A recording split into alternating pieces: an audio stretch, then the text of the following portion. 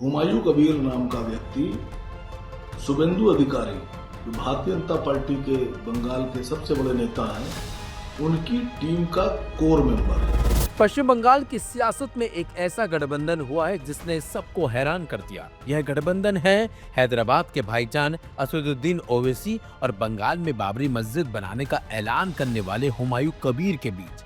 सवाल यह है कि जिस हुमायूं कबीर को ओवैसी के अपने सिपा सलाहकार बीजेपी का एजेंट बता रहे थे, आज उनके साथ ही ओवैसी अपनी सियासी नैया पार लगाने को क्यों मजबूर हुए हैं।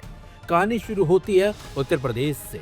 ओवैसी के सबसे करीबी माने जाने वाले सैयद आसिम बकार ने हुमायूं कबीर का पुरजोर विरोध किया था। बकार ने तो यहाँ तक कह दिया था कि हुमायूं कबीर बीजेपी नेता शुभेंदु अधिकारी के राइट हैंड हैं। जहां तक मेरी इंफॉर्मेशन है, उसके हिसाब से हुमायूं कबीर नाम का व्यक्ति शुभेंदु अधिकारी जो भारतीय जनता पार्टी के बंगाल के सबसे बड़े नेता हैं, उनकी टीम का कोर मेंबर है। और पूरा इंडिया जानता है, पूरा भारत जानता है कि शुभेंदु अधिकारी टीम अमित शाह के कोर मेंबर हैं। लेकिन अब राजनीति के समीकरण ऐसे बदले कि ओवैसी ने अपनों के विरोध को दरकिनार कर कबीर से हाथ मिला लिया।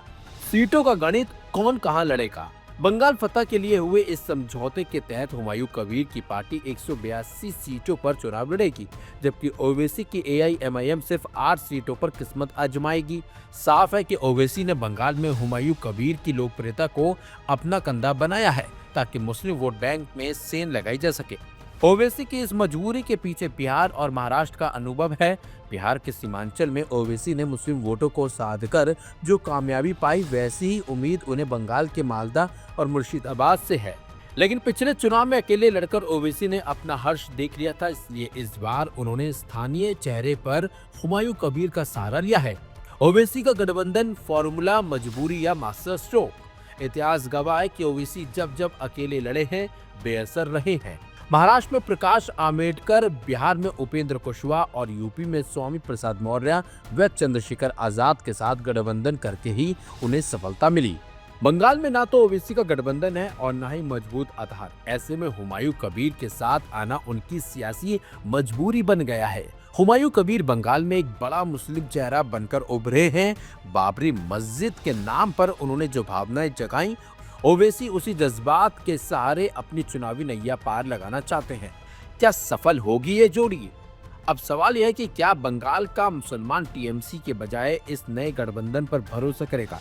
क्या बीजेपी का आदमी बताए जाने वाले हुमायूं कबीर के साथ ओवैसी का ये दांव सही बैठेगा या फिर ये गठबंधन सिर्फ वोटों के बिखराव का जरिया बनेगा? 2026 के नतीजे ही बताएंगे कि ये मजबूरी का गठबंधन कितना मजबूत साबित हुआ। मैं अपनी राजनीति आपसे तो नहीं करूंगा ना। सही टाइम पे सही फैसला लेना चाहिए था, लिए हम तो हुमायूं कबीर साहब से बहुत पहले से टच में थे। आपको लग रहा है अभी है, ये मोहब्बत पहले से बहुत दिन से चल रही है। मेरा गठबंधन करके बड़ा भाई मान के उनको सजेस्ट मान के मेरी चुनाव में। पश्चिम बंगाल की सियासत में इस वक्त जबरदस्त उबाल है। 4 राज्यों और एक केंद्र शासित प्रदेश के चुनावों के बीच सबकी नजरें टिकी हैं दीदी के गढ़ यानी बंगाल पर। लेकिन इस बार की लड़ाई सिर्फ TMC और बीजेपी के बीच नहीं है। बंगाल के सियासी समर में 2 नए धुरंधरों ने हाथ मिलाकर सत्ता के गलियारों में खलबली मचा दी है। असदुद्दीन ओवैसी की AIMIM और हुमायूं कबीर की आम जनता उन्नयन पार्टी ने आधिकारिक तौर पर गठबंधन का ऐलान कर दिया है। ओवैसी के रणनीतिक दिमाग और हुमायूं कबीर की जमीनी रसूख ने ममता बनर्जी के मुस्लिम वोट बैंक की चिंता बढ़ा दी है। कबीर ने साफ कर दिया है कि यह मेल सिर्फ चुनाव तक सीमित नहीं है।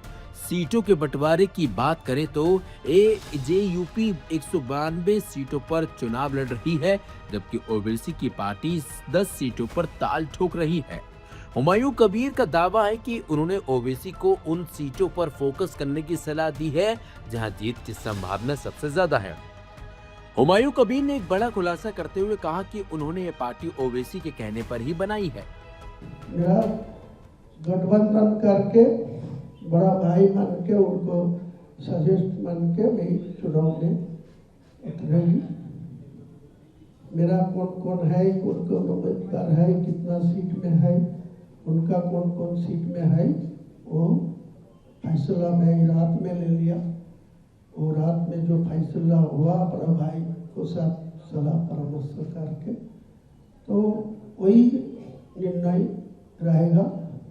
लड़ाई के मैदान में मैं एक साथ लेके लड़ेंगे। कम से कम मेरा भाई, बड़ा भाई को मैं अपील किया, जो पश्चिम बंगाल को जो चुनाव आ रहा है ये दोनों फेज में, इसीलिए बड़ा भाई मेरा को साथ कम से कम 20 रैली के शामिल होंगे मेरा साथ। एक साथ जोड़ के दोनों भाई 20 का पहले से मुर्शिदाबाद से शुरू होगी, बाद में वो नॉर्थ बंगाल, मालदा, बीरभूम, मुर्शिदाबाद, उत्तर दिनाजपुर लेके आसनसोल लेके लास्ट तक वो कलकत्ता तक।